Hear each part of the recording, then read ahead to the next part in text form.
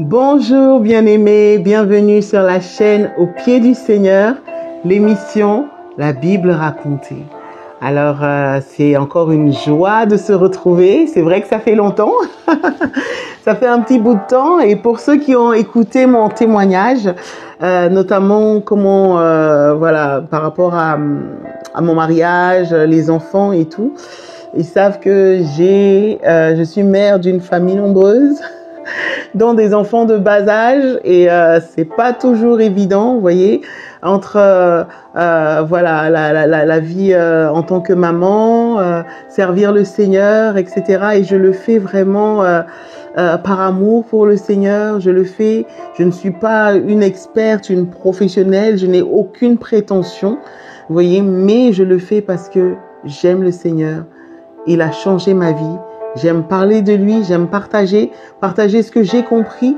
Et donc voilà, vous voyez, donc je ne me mets pas non plus de pression, et je fais vraiment selon comme je peux. Et je bénis le Seigneur pour toutes les personnes qui m'encouragent dans les coulisses, que ça soit aussi bien en France, à l'étranger, des gens qui envoient des témoignages, qui sont vraiment bénis, dont le Seigneur œuvre dans leur vie. Ça m'encourage, ça m'encourage réellement. Et donc, je suis bénie d'encourager, et je suis bénie aussi par vos encouragements. Amen. Donc, voilà, nous allons continuer la suite de l'histoire. La dernière fois, nous avons parlé de Genèse 37. On a évolué sur Genèse 38, Genèse 39 et même Genèse 40. Et dans cela, on a vu comment l'histoire de Joseph. Comment Joseph était aimé par son père Jacob. C'était l'enfant chéri de Jacob, qui lui avait même offert un manteau de plusieurs couleurs, une tunique, et ses frères l'avaient vraiment en horreur. Ses frères étaient jaloux. La Bible dit qu'ils ne pouvaient pas lui parler avec amitié. C'était au-delà de leur force, hein. Et surtout que les choses qu'ils faisaient en cachette, leurs mauvais propos, leurs mauvaises actions, Joseph allait tout raconter à son père. Parce que quand le papa demandait, Joseph, il mentait pas, il disait ce qu'il en était. Et donc, ses frères, ça passait pas du tout. Ça ne passait pas du tout. Et il arrivait un moment où le papa avait envoyé Joseph pour aller justement surveiller ses frères, voir ce qu'il en était, leur emmener à manger, et aussi dire un peu ce qui se passait et ce qu'il avait remarqué. Ses frères l'ont vu arriver et ils ont comploté contre lui. Ils ont décidé de le faire mourir. Heureusement, parmi les frères, il y avait Ruben, qui est le fils aîné de Léa, qui ne voulait pas le tuer. Certes, il voulait s'en débarrasser, parce que voilà, il y avait les autres frères qui mettaient aussi la pression. Il était d'accord pour trouver une solution, mais il voulait pas faire mourir Joseph. Donc, il va demander à ce qu'il soit jeté dans une citerne. Bon, il a bien argumenté, les frères étaient d'accord. Et ils se sont assis, ils ont commencé à manger. Je pense que Ruben a dû se déplacer. Et entre-temps, il y a Judas qui s'est dit, ah tiens, il y avait des marchands madianites qui passaient par là. Il s'est dit, ah tiens, ça serait bien, au lieu de le faire mourir, hein, au lieu de le tuer ou bien de le laisser dans cette citerne, il va mourir, vendons-le. Comme ça, en plus, on aura de l'argent. Donc, ça sert à rien de le tuer. C'est notre frère quand même, ne faisons pas couler le sang. Et ses frères ont trouvé que c'était une très bonne idée. Donc, ils vont se mettre en accord, ils vont vendre Joseph. Et quand ils vont le vendre, ils vont décider quand ils l'ont attrapé, ils lui ont enlevé sa tunique, hein. Et donc, ils ont tué une bête. Ils vont aller montrer le manteau bien déchiré au papa, en disant qu'il y a une bête qui a mangé Joseph, qui a tué Joseph. Et de lui demander de reconnaître si c'est bien le manteau de son fils. Jacob était dans un état difficilement explicable, hein. Déjà, un parent qui perd son enfant, c'est terrible. Mais en plus, c'était le fils bien-aimé, et c'était le premier fils de Rachel. Après tant d'années de souffrance, tant d'années de galère, tant d'années de parcours difficiles, elle a enfin réussi à enfanter. Et elle est décédée en plus. Donc, la mémoire de Rachel, c'était difficile. Le père, il s'en remettait pas. Il n'a pas voulu être consolé, et il a mis des vêtements de tristesse, si on peut dire ça ainsi. Il était vraiment pas bien. Les frères, leur complot est arrivé à maturation, hein, donc ils l'ont mis en exécution. Et par contre, Judas n'a pas supporté rester avec ses frères. Il a décidé de s'éloigner de ses frères et il va aller à Canaan. À Canaan, Judas va épouser une femme, la fille de Shua. Et donc je vous avais même donné les significations des prénoms, ce que ça signifiait, parce que chaque nom dans la Bible a quand même un sens et une signification particulière. Et donc Judas va décider d'épouser une cananéenne. Il va avoir 3 fils. Le premier fils qui s'appelle Er, qui était tellement méchant que Dieu a décidé de l'enlever de la surface de la terre. Dieu va décider de le tuer, de le faire mourir. Par la suite, et Er avait une femme qui s'appelait Tamar. Donc Tamar va se retrouver veuve. Selon la tradition, lorsque un homme venait à mourir et laissait une veuve comme ça, sans enfant, l'un des frères se devait d'aller vers cette femme et de susciter une postérité au frère qui est décédé. Voyez? Donc par rapport à cela, au fait, donc comme Er était méchant, Dieu l'a fait mourir. Donc il y avait Onan, deuxième fils de Judas, qui va aller vers Tamar. Et par contre, il est allé vers Tamar suite à la demande de son père. Mais en réalité, il n'avait aucune envie d'aller vers elle et de lui donner des enfants. Donc il se souillait à terre et le Seigneur va décider aussi de le faire mourir. Et donc Judas va avoir quand même peur parce que ça faisait 2 enfants qu'il perdait. Et donc il avait un 3e fils qui s'appelait Sheila. Et donc il va décider de ne pas donner Sheila à Tamar. Parce que pour lui, bah, c'est une femme quand même. Voilà, ça fait 2 enfants qui sont morts. On va pas lui donner le 3e. Donc il va demander à Tamar de patienter. Mais dans son réel fond, il n'avait aucune envie de donner Sheila à Tamar. Tamar va même retourner dans la maison de son père. Et il va arriver un temps où la femme de Judas aussi va mourir. Et donc il va monter un jour, après avoir fait son deuil et tout, il va monter. Ils allaient tondre leurs brebis. Lorsque Tamar va apprendre cela, elle va mettre des vêtements de prostituée. Elle va l'attendre dans un endroit bien précis. Elle va attendre qu'il passe. Et lorsqu'il passait, effectivement, il l'a vue. Il ne l'a pas reconnue parce qu'elle avait mis un voile et il a voulu aller vers elle. Dans la culture à l'époque, quand je me suis un petit peu renseignée, il paraît que les gens, ils allaient tondre leurs brebis et c'était une pratique courante aussi d'aller vers des prostituées, d'avoir des attitudes et des actions qui n'étaient pas à la gloire de Dieu, mais en même temps c'était le peuple de Canaan, donc ils connaissaient pas l'Éternel et en plus de cela aussi, Judas s'était éloigné. Et il s'était éloigné de ses frères, il s'était éloigné de son père et il s'était attaché à une cananéenne, chose que ses parents, ses ancêtres, du côté de Jacob, ceux qui avaient suivi l'Éternel, n'avaient pas fait. Donc il s'était éloigné quand même du Seigneur. Donc premier deuil, son fils. Deuxième deuil, son fils. Finalement, sa femme décède. Et là, il décide d'aller vers une femme qu'il croyait prostituée. Et bah, c'était sa belle-fille. Donc, elle lui a demandé des choses en échange, hein, comme gage. Et il lui a donné son seau, son bâton et aussi son cordon. Donc, c'était des signes d'autorité. C'était des signes quand même qui montraient voilà, l'autorité de Judas. Et donc, il lui a donné tout ça. Il est parti vers elle. Et après, elle s'est rhabillée. Elle a disparu. Donc, au moment où Judas est venu avec le chevreau pour récupérer les choses qu'il a laissées en gage, il ne l'a pas trouvé. Donc, il n'a pas voulu faire trop de bruit. Mais peu de temps après, on a appris que Tamar était enceinte. Il a voulu la faire exécuter. Et là, elle a sorti les preuves qu'elle avait. Et il a reconnu que c'était lui le père. Donc, du coup, il n'est plus allé vers elle. Mais Tamar était enceinte de jumeaux. Et ces jumeaux-là, au fait, il y a le premier fils qui s'appelait Péret. Donc Péret, ça veut dire brèche. Et le deuxième fils s'appelait Zérach. Et Zérach veut dire lumière. Et donc, et tout ça, ce sont des symboles et des signaux forts. Les prénoms ont une grande signification, comme je vous ai dit. Et donc, voilà. Par rapport à ça, donc, Zérach, c'est lumière, lumière jaillissante, aurore. Et Péret, c'est la brèche.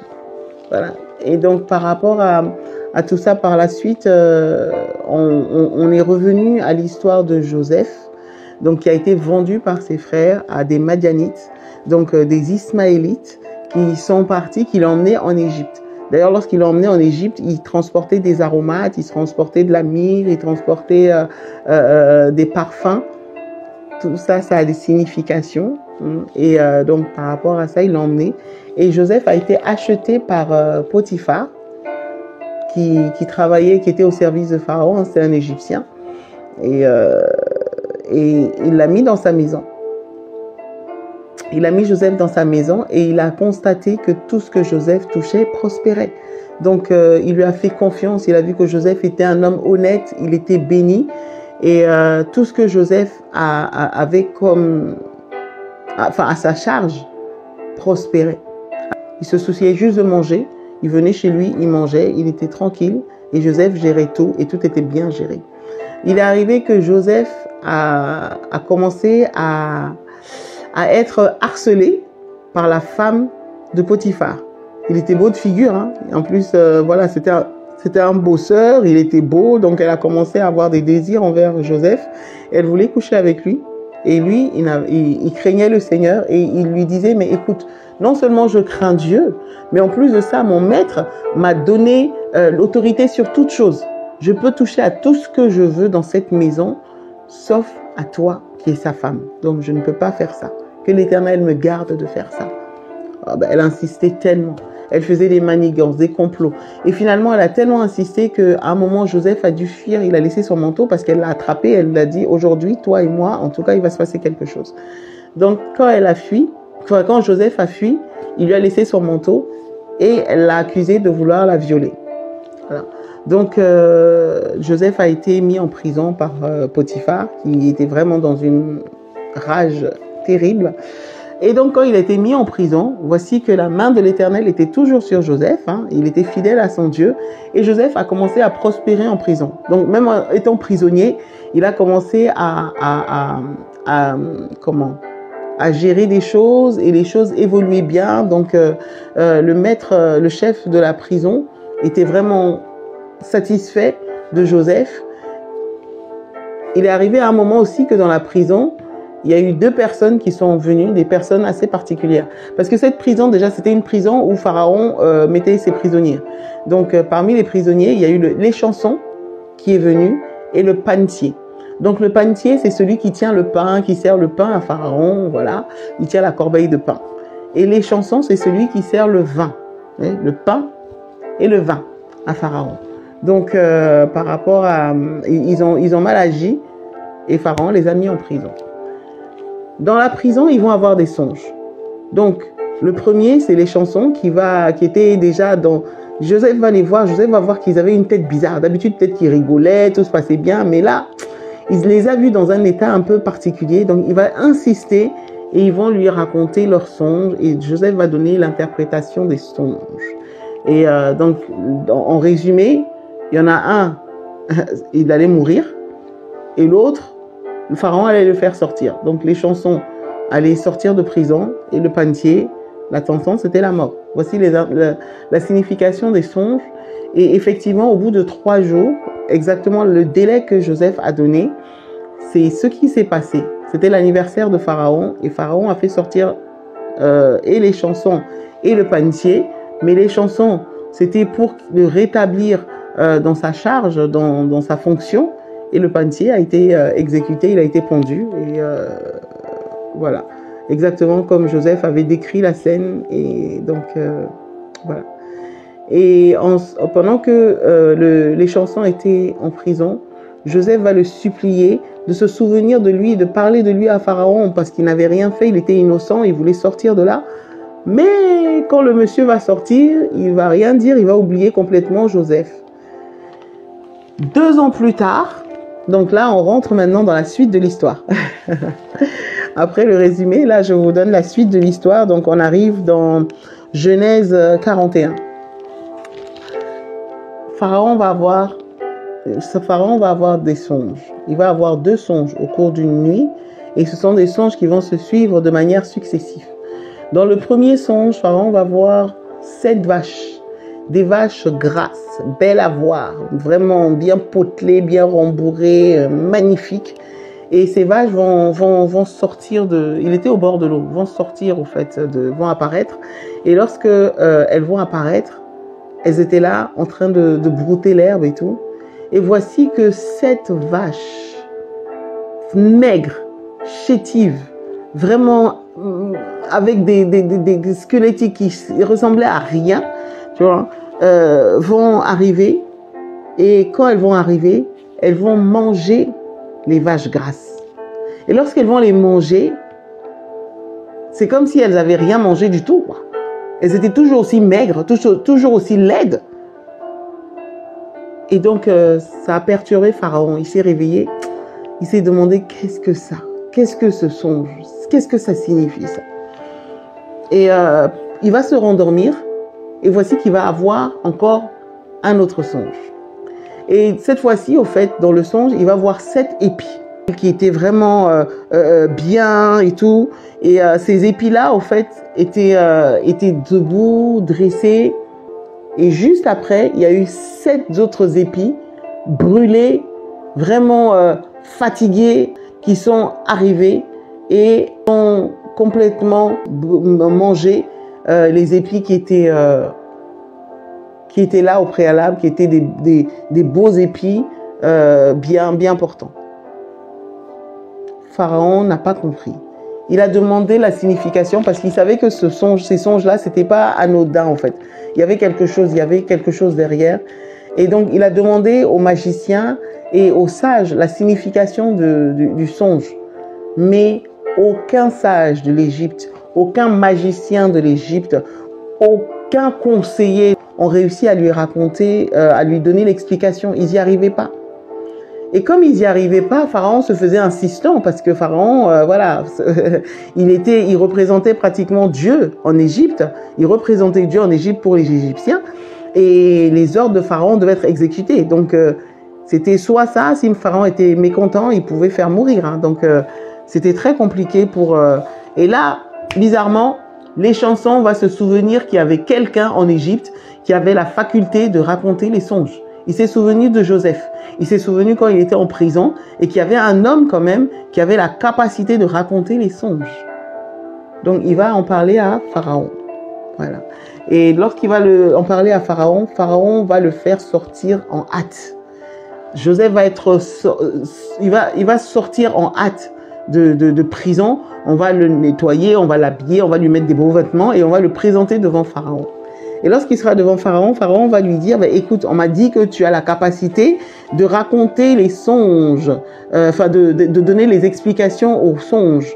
Donc, voilà, moi j'ai eu des songes et j'aimerais que tu m'en donnes l'explication. Joseph va dire, au fait, ce n'est pas moi qui donne les explications, qui interprète les songes. C'est le Dieu créateur du ciel et de la terre. C'est lui qui a la capacité et qui va donner à Pharaon l'explication aux songes que Pharaon a eu. Donc, Pharaon va commencer à lui raconter ce qu'il a eu, le songe qu'il a eu, le premier songe avec les vaches grasses, les vaches maigres qui se sont fait dévorer, enfin qui ont dévoré les grasses. Ensuite, les épis qui sont sortis, qui étaient magnifiques, et après d'autres épis bien moches, bien brûlés là, qui sont venus et qui ont mangé, qui ont dévoré les beaux épis qui étaient sortis. Joseph va dire à Pharaon, mais ce que Pharaon a vu, c'est c'est une seule chose, en fait, c'est la même chose. Ça s'est manifesté par 2 songes différents, mais c'est le même message. Alors, le message est ceci, c'est que, il y a les 7 vaches grasses, c'est 7 années qui arrivent. C'est la même chose pour les 7 épis qui étaient vraiment magnifiques. C'est 7 années qui vont être des années d'abondance, des années de prospérité, des années où vraiment tout va prospérer en Égypte. Et par contre, à la suite de ces 7 années, il va y avoir 7 autres années qui vont suivre et qui seront des années de famine, de sécheresse. Et ces années-là seront tellement difficiles que on va même oublier les années d'abondance qui sont arrivées au fait, au préalable. Et donc, Dieu, au fait, comme Pharaon a eu ce songe et que ça s'est répété de cette manière, ça veut dire que Dieu a fait connaître à Pharaon ce qui allait se passer. Et Dieu va se hâter de le faire. Donc la chose, au fait, est arrêtée devant le Seigneur. La chose est arrêtée devant Dieu. Ça va se passer comme ça. Alors maintenant que Pharaon, comme Dieu ne veut pas que les gens périssent non plus, hein, ça arrive, donc il prévient pour que Pharaon prenne ses dispositions. Dans ce cas, que Pharaon mette à la tête du pays un homme sage, un homme intelligent, qui pourra au fait bien gérer les provisions au cours de ces 7 années d'abondance, donc qui mettent à part 1/5 de tout ce qu'il y aura, de la production, du blé et tout, qui mettent des endroits où la nourriture sera stockée, où ces choses seront gardées, qui mettent des gardes, qu'il ait aussi des personnes qui seront comme des commissaires, qui seront là pour pouvoir prendre la nourriture, veiller à ce que ça soit bien prélevé et bien stocké, et que ça soit gardé, que ça soit sous bonne garde. La chose, vraiment, la Bible dit que la chose a plu à Pharaon parce qu'il a compris que c'était vraiment ça l'explication du songe, parce que je pense qu'ils avaient quand même le discernement. Donc, ils ont compris que Joseph avait bien interprété, et les conseils que Joseph avait donnés, au fait, étaient vraiment très, très judicieux, très sages. Alors, Pharaon a regardé, il s'est dit, mais attends, depuis le temps, je cherche l'explication du songe parmi tous ceux qui m'entourent, la personne n'a été capable de me le donner. Et non seulement toi, tu m'as donné le songe, tu m'as donné l'explication du songe, mais en plus de cela, tu m'as donné des conseils pour pouvoir agir en fonction de ça. Mais dans tout le pays, on ne trouvera personne d'aussi sage et d'aussi intelligent que toi. Il n'y en a pas. Donc, c'est toi qu'on choisit. C'est toi qu'on va établir. Donc, je t'établis comme gouverneur de tout le pays. Je t'établis, toi, Joseph. Et donc, du coup, Pharaon a pris son anneau, lui a mis à la main. Donc, l'anneau, c'est le sceau, hein, c'est le sceau de l'autorité. Pharaon lui a mis un collier autour du cou. Il l'a habillé de vêtements de fin lin, donc qui signifie aussi la royauté. Pour les Égyptiens, ça avait une signification. Et il est monté derrière le char de Pharaon et les gens criaient à genoux, à genoux, à genoux, à genoux, devant Joseph. Et voici un homme qui a été vendu par ses frères, qui était méprisé parce que les frères ne supportaient pas l'amour que le père avait. Ils étaient jaloux. Et en plus que Joseph avait eu des songes et qu'il avait expliqué à ses frères. Joseph avait eu des songes qu'il a expliqué à ses frères. Et ses frères l'ont encore plus eu en haine. Parce que c'était des songes qui expliquaient que Joseph allait régner sur eux, au fait. Et donc, ils ont décidé de le faire mourir. Bon, heureusement, il y en a qui avaient quand même cette notion du lien du sang et qui ont dit non, on ne doit pas le faire mourir. Et ils l'ont vendu. Et voici un homme vendu qui a été mis comme esclave. Pire encore, on l'a mis en prison. Et par la main du Seigneur qui était sur lui, quel que soit là où il était, il prospérait, il évoluait, il avait la faveur de ses maîtres et la main du Seigneur et le don que Dieu lui a donné, la sagesse que Dieu lui a donnée, a fait de lui un gouverneur. Pharaon même a vu cette grâce et ils ont vu que leur survie dépendait de Joseph. Là, il y avait une sentence de mort qui était là, il y avait un danger qui arrivait et ils ont vu la main de Dieu sur Joseph et ils ont décidé de mettre Joseph à la tête du pays. D'ailleurs, lorsqu'ils ont mis Joseph à la tête du pays, ils vont changer son nom. Pharaon va lui donner un nouveau nom en fait. Et le nouveau nom que Joseph aura, c'est Safnat Paneach. Et cela signifie au fait ce vivant et l'approvisionnement du pays. Donc en lui, ils ont vu un sauveur. En lui, ils ont vu un secours. En lui, ils ont vu la solution à leurs problèmes. Maintenant, au fait, quand Pharaon va l'établir sur le pays, Pharaon quand même va lui donner une épouse. C'était la fille de Potiphéra. Et Potiphéra, c'était un prêtre don. Donc, c'était le prêtre d'une divinité. Donc, on dit, c'était le prêtre don. Donc, la divinité, c'était on. Donc, le prêtre don. Et donc, la fille de ce prêtre s'appelait Asnath.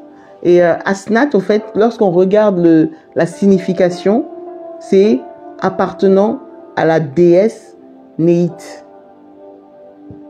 Et Potiphéra, d'ailleurs, ça veut dire celui que Ra, c'était le dieu soleil, hein, c'était le dieu solaire. Donc, celui que Ra a donné. Donc, il y a eu quand même une alliance qui a été faite. Et donc, voilà. Par rapport à ça, Joseph, on a vu, et on verra par la suite, il est resté intègre. Il est resté fidèle à son Dieu. Il est resté droit devant l'Éternel. Et au travers de lui, le Seigneur va opérer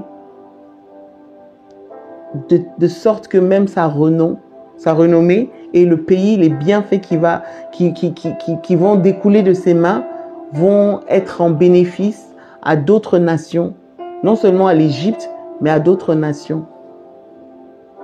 Voilà. Donc, je vais m'arrêter là pour aujourd'hui. Et la prochaine fois, nous verrons la suite.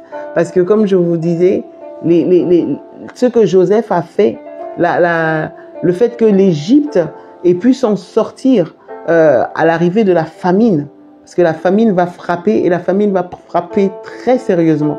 Donc, les gens vont manger, ils vont finir leurs provisions et ils vont se retrouver dans une détresse terrible. Du coup, les Égyptiens qui avaient vu la chose arriver par le songe de Pharaon et l'interprétation que Joseph a pu donner, donc du coup, les Égyptiens vont être sages. Ils vont mettre des réserves, ils vont avoir des réserves. Et la Bible va dire même que Joseph a fait tellement de réserves.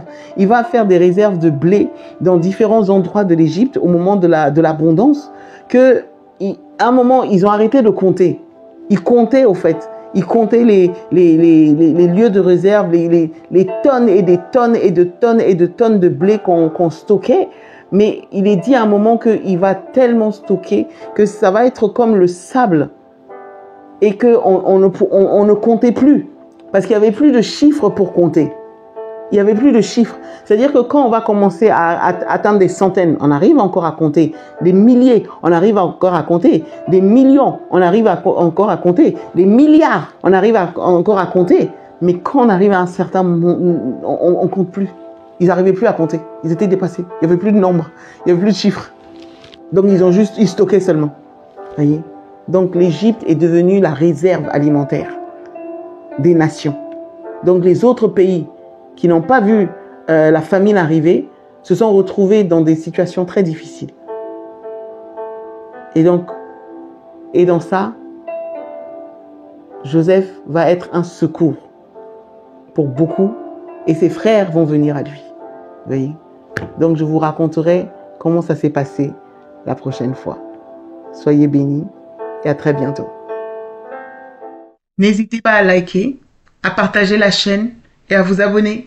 Soyez bénis.